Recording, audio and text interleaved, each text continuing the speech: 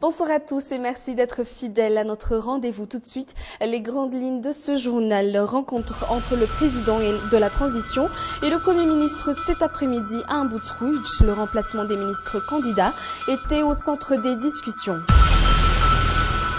Le devant de l'hôtel des villes, pris d'assaut par les vacanciers venant des provinces et de la campagne, une bonne affaire pour les photographes.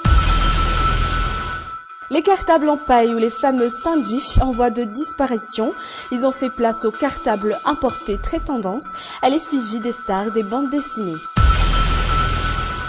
On craignait une intervention militaire en Syrie depuis hier. Finalement, les Occidentaux semblent hésiter à franchir le pas. À Damas, les habitants ne croient pas à une intervention.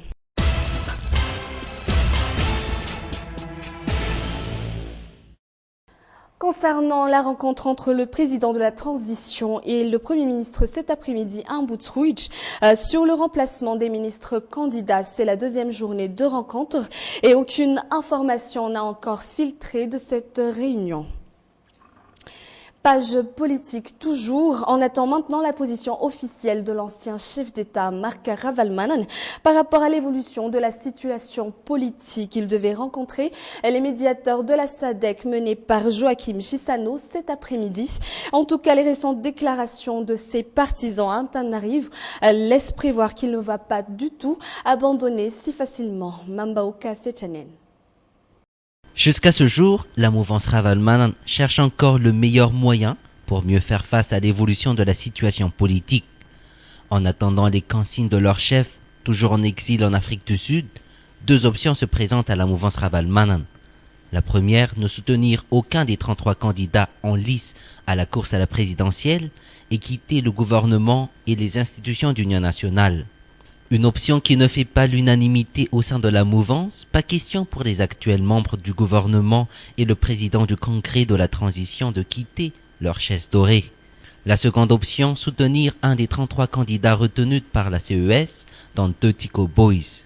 Citant l'era David Sanji Amparan, ancien ministre des Finances et du Budget sous l'ère Ravalomanana, un candidat de taille pour Erazon Armampian, ancien ministre des Finances de la transition, ou encore Rachema William, qui aurait déjà le soutien inconditionnel de la mouvance Ravalomanana.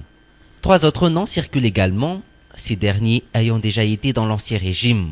Cette seconde option aurait séduit la majorité de la mouvance Ravalomanana, mais comme à leur habitude, seule la décision de Ravalomanana marque compte. Si dans notre édition d'hier, nous avons parlé des difficultés que rencontrent les jeunes pour se trouver un emploi et que selon les effectifs, 30% des jeunes de moins de 30 ans sont sans emploi aujourd'hui. Sachez que malgré tout, il y en a parmi eux qui arrivent tout de même à s'en sortir et à gagner dignement leur vie. Tout de suite, les détails dans ce reportage sur les images de Yves Janel.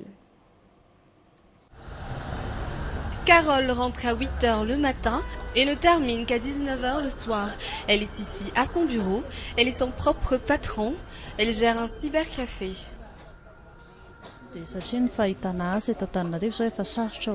Puisque se trouver du travail ici à Antananarivo pour les étudiants sortants n'est pas une tâche facile, j'ai cru bon de fonder ma propre petite entreprise pour avoir un peu plus de liberté. En ce temps-là, les cybercafés ne couraient pas les rues, comme aujourd'hui. De plus, ça attire beaucoup de jeunes grâce à Facebook.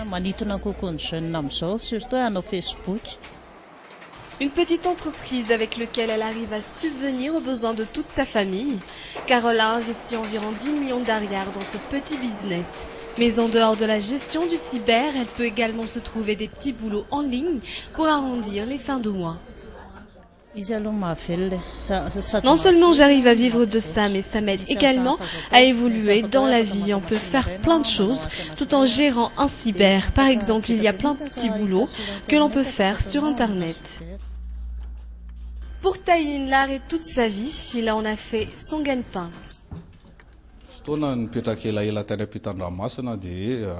J'ai longtemps vécu à l'étranger, je n'ai pas d'autre travail à part celui-là, je ne sais pas faire autre chose. J'ai côtoyé d'autres artistes, j'ai exposé mes œuvres dans d'autres galeries et je me suis dit que quand je reviendrai à Madagascar, je ferai quelque chose de ma vie. Je ne resterai pas peintre toute ma vie et que je vais donner aux artistes un moyen de faire connaître leurs œuvres en partant de ce que j'ai vécu à l'étranger. Taïn, qui en 9 ans est devenu de plus en plus professionnel comme étant peintre plasticien. Sa galerie reçoit d'autres artistes toute l'année, mais aujourd'hui, il expose ses propres œuvres. Moi, ce que j'aime surtout, c'est la spécificité de la personne, la morphologie de son visage, ses traits. Ma peinture se base sur l'impressionnisme si l'on suit l'histoire de l'art. Je n'entre pas dans les détails de l'œuvre. Pour moi, c'est plutôt les coups de pinceau et l'impression que ça donne qui comptent. Il a été sélectionné parmi les meilleurs dans son domaine pour représenter Madagascar aux Jeux de la francophonie, prévus se tenir à Nice cette année. La créativité, la bonne gestion, c'est ce que ces jeunes estiment être la clé de leurs exploits. Hier, nous avons parlé des cartables de friperie, mais savez-vous que nous aussi avons nos cartables malgaches et que l'on les trouve encore dans certains marchés de la capitale. Ce sont les fameux cartables en paille ou singif en malgache. Malheureusement, ils ont fait place aux cartables importés ou de friperie. Ils auraient de mauvaises réputations auprès des élèves et même auprès des parents. C'est un reportage de Anna Muriel et de Yves Janel. Ici, au marché d'Issouch, seule Jeannette, cette commerçante, vend encore des cartables en paille. Ils proviennent d'Ambouch, même si c'est la rentrée scolaire dans quelques semaines, les parents ne se bousculent pas pour acheter ces cartables en paille. Je n'ai comme clients que les personnes nécessiteuses. Ils sont vendus à 1500 arrière. C'est à ce prix-là qu'elles peuvent acheter ces cartables en paille.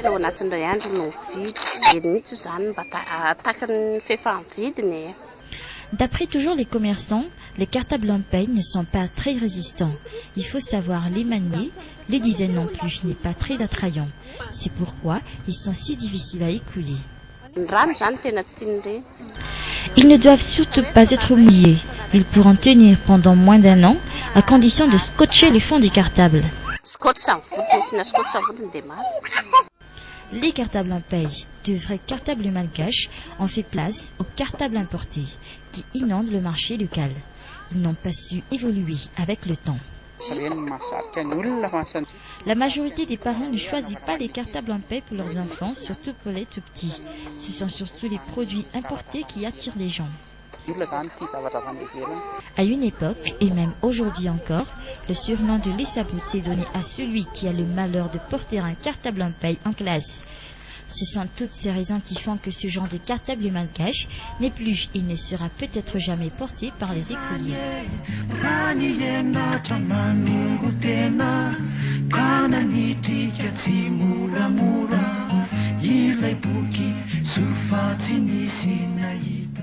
Tout comme les grandes villes comme Madang ou Tuamasin, la capitale reçoit également ses vacanciers. Quels sont leurs endroits préférés? D'après ce reportage, en haut de la liste se trouve l'hôtel de ville qui devient le décor idéal pour faire des photos de vacances. Reportage de Anna Muriel.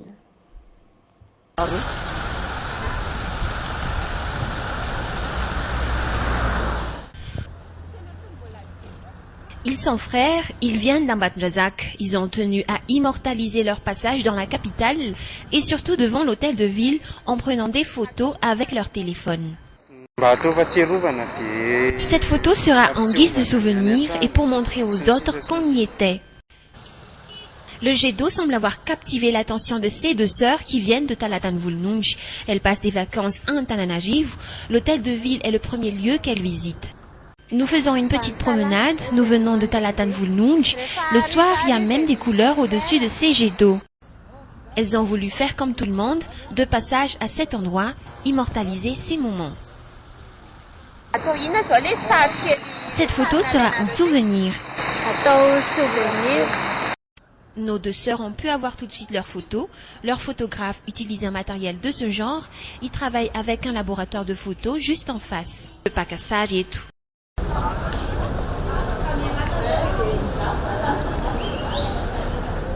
Afin de mieux travailler, Benoît a dû s'adapter à l'évolution des appareils photo. J'étais photographe depuis 2000, on utilisait les pellicules à cette époque. Là maintenant on utilise les numériques, j'ai suivi quelques cours au début.